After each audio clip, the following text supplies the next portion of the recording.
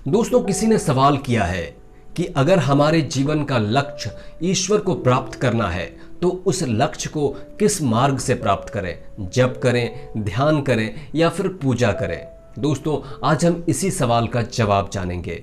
Channel को subscribe कर लीजिए। नमस्कार, मैं हूं विवेकानंद विमल और स्वागत है आप सभी का हमारे चैनल पर। दोस्तों, तो इस प्रश्न का उत्तर आपको केवल दो ही व्यक्ति दे सकते हैं।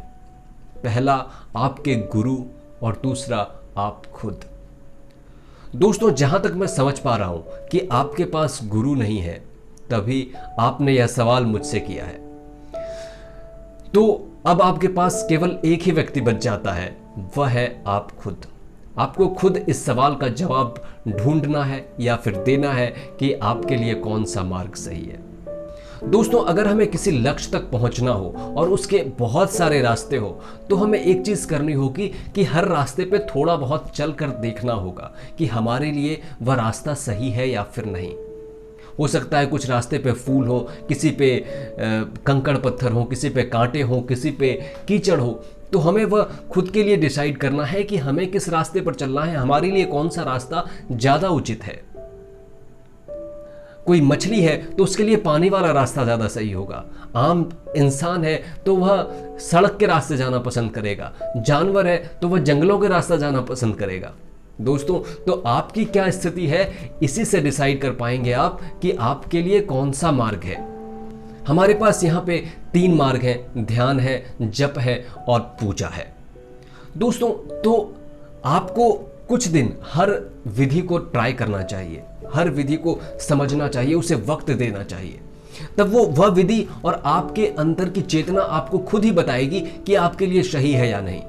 जब आप ध्यान में बैठेंगे तो आपको यह समझ में आएगा कि आपका मन स्थिर हो रहा है या नहीं, आपकी जो चंचलता है वह समाप्त हो रही है या नहीं। आपका ध्यान, अगर आप किसी भी बिंदु पर अपने शरीर पर कंसंट्रेट करने की कोशिश कर रहे हैं तो वहां पर आप एकाग्र हो पा रहे हैं या फिर नहीं।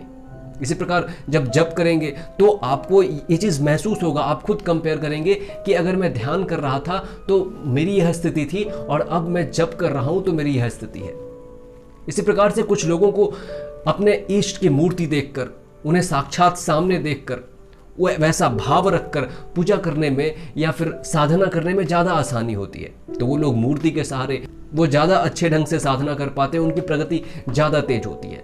जैसे दोस्तों, कुछ बच्चे हैं और हर बच्चे को हम एक ही क्लास में नहीं रख सकते, उन्हें हमें अलग अलग क्लास में डिवाइड करना पड़ेगा। हम क्लास 1 के बच्चे को चाहेंगे कि वह क्लास 5th में जाके और पढ़ाई कर ले, सब कुछ समझ जाए, तो यह नहीं होगा। तो आपकी क्या स्थिति है वह आप खुद डिसाइड करेंगे। दोस्तों, आपको खुद ही यह समझना है कि मैं किसके योग्य हूं, मेरे लिए कौन सा मार्ग है, मुझे कहां शांति मिल रही है। मेरा सांस पर ध्यान लगाने से ज्यादा मुझे सुकून मिल रहा है या फिर मंत्रों के उच्चारण से मुझे ज्यादा सुकून मिल रहा है, या फिर मैं जब कोई कर्मकांड कर रहा हूं तो उसमें मुझे ज्यादा सुकून मिल रहा है। यह सब पूरी तरह से ये आपके ऊपर ही निर्भर करता है। दोस्तों, हाँ, अगर गुरु हो तो वो आपके चेतना की स्थिति को देखकर, आपकी उन्नति को, आपकी प्रगति को देखकर आपके लिए बता सकते हैं कि यह मार्ग आपके लिए ज्यादा सटीक है। लेकिन जब गुरु नहीं है तो आपको खुद ही यह डिसाइड करना पड़ेगा। अब इसी में अगला सवाल है दोस्तों कि पूजा या भक्ति में किसकी पूजा करें। दोस्तों, मेरा उत्तर फिर वही है कि आपको खुद से ही यह सवाल पूछना पड़ेगा कि आपका मन कहाँ रम रहा है, किस तस्वीर को देखकर, किस इष्ट को, किस भगवान को, किस देवता की मूर्ति को देखकर आपका मन बस कहता है कि बस मैं तो यहीं पे रहूंगा।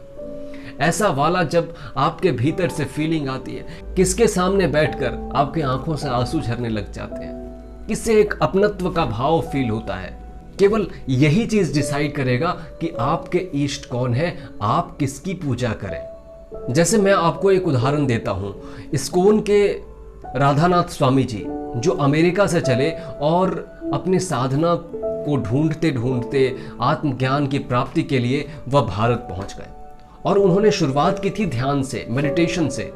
लेकिन अंत में भारत पहुंचते पहुंचते उन्हें समझ में आ गया कि उनका मार्ग भक्ति का है, वो भजन में ज्यादा उनका मन रमता है और उनके इष्ट कृष्ण है। तो हो सकता है काफी लंबा समय लगे, बहुत सारे संतों की यह कहानी है। लंबा समय लगे, लेकिन आपको जब जो सही लग रहा है वह करते रहें। आपका काम है केवल ईश्वर की तरफ जाना। ईश्वर आपको खुद ब खुद खींच लेंगे अपनी तरफ, और आपके लिए जो मार्ग होगा वो आपको समय आने पर खुद ब खुद ही आपको इसका उत्तर मिल जाएगा कि आपका कौन सा रास्ता है, आपका मार्ग, आपके लिए कौन सा मार्ग उचित है।